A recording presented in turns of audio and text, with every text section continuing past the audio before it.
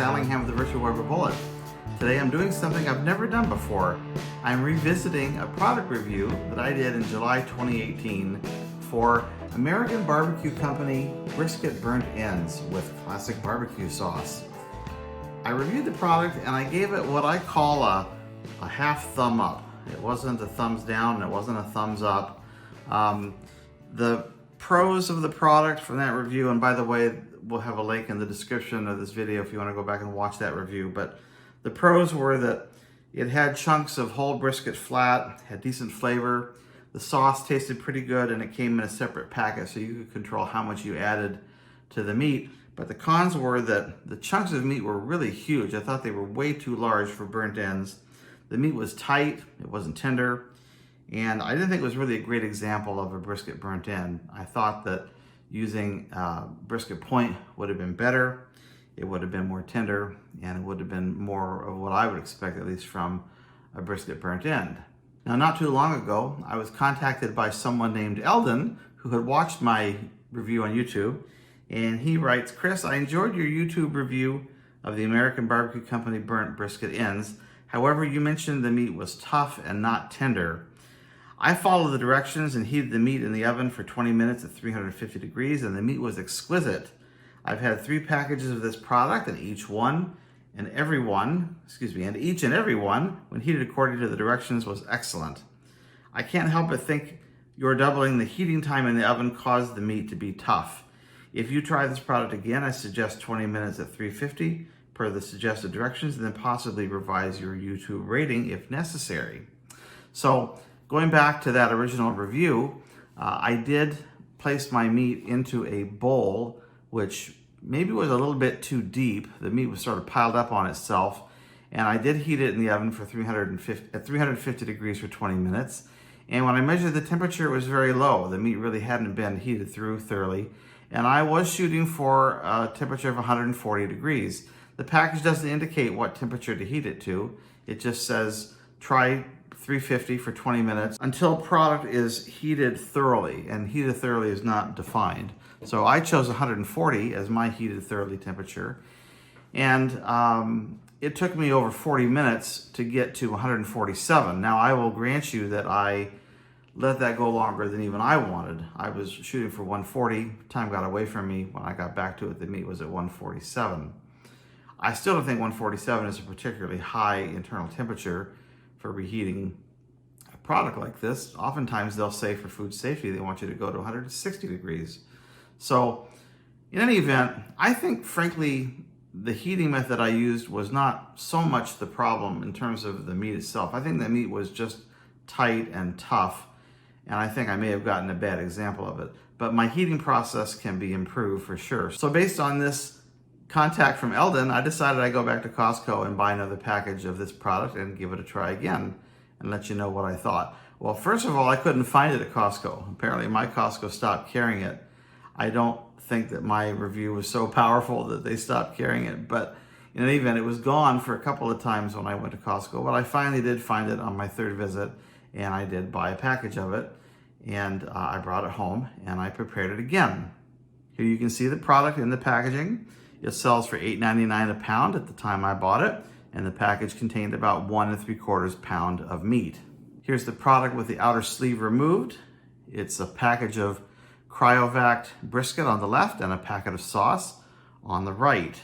Here's the brisket removed from the cryovac packaging. You can see that it kind of appears to be a solid block of meat, but here it is in a shallow baking dish when I've pulled it apart.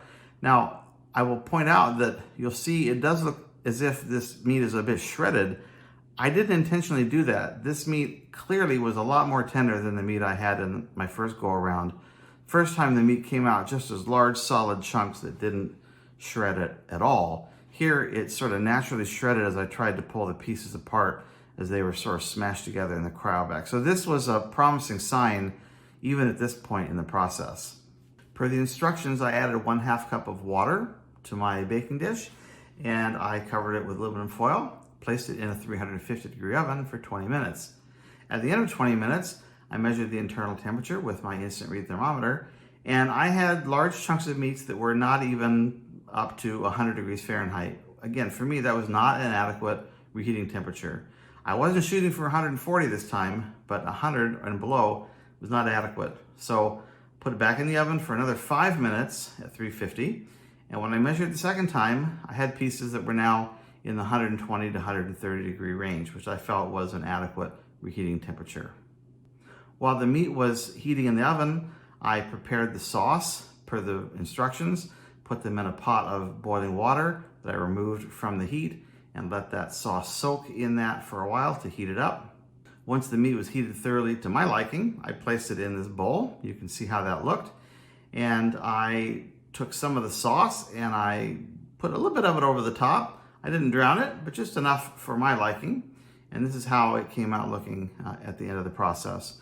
In this shot, you can see two of the larger pieces. These are, I think, the largest pieces that were in the package. It's kind of hard to tell how big they are, but they're about 1.5 inches square, which again, I would say is kind of too big for a burnt end. But there were lots of smaller pieces and lots of smaller torn pieces this time around that it just felt like a better product this time than the package I tried back in July of 2018. So as far as appearance goes, I would say this product appeared better than the previous one I had in 2018, at least in terms of the fact that it appeared to be more tender, and it certainly acted that way as I took it out of the packaging and tried to heat it up. And then when I placed it in the bowl, you could just see this meat was much looser, much more tender than the one I had before. It did look pretty appetizing with the sauce on top. In terms of the taste, it tasted pretty good. It had a strong pepper flavor. There's also some heat in the sauce. I like the flavor overall.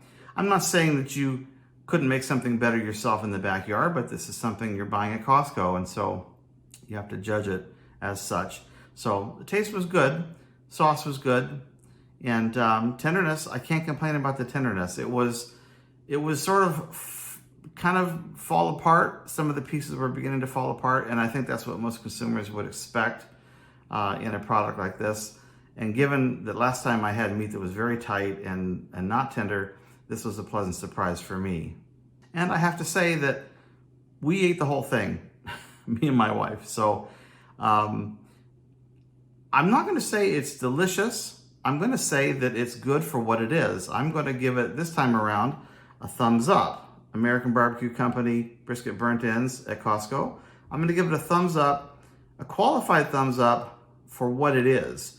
As a prepared brisket product that you're buying at Costco that's mass produced, it's a thumbs up for what it is. If you're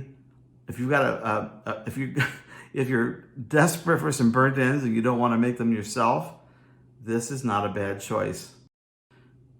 Well, that concludes my revisit of my 2018 review of American Barbecue Company brisket burnt ends at Costco. I want to thank you for watching my videos. I appreciate you very much. I want to thank Eldon, by the way, for getting in touch with me and challenging me to try this product again. I thank him very much for that. If there's anything you'd like to see me do here on YouTube, let me know. If you'd like me to revisit a review I've done, let me know. I'll take it under consideration. Until next time, take care, everybody. Bye-bye.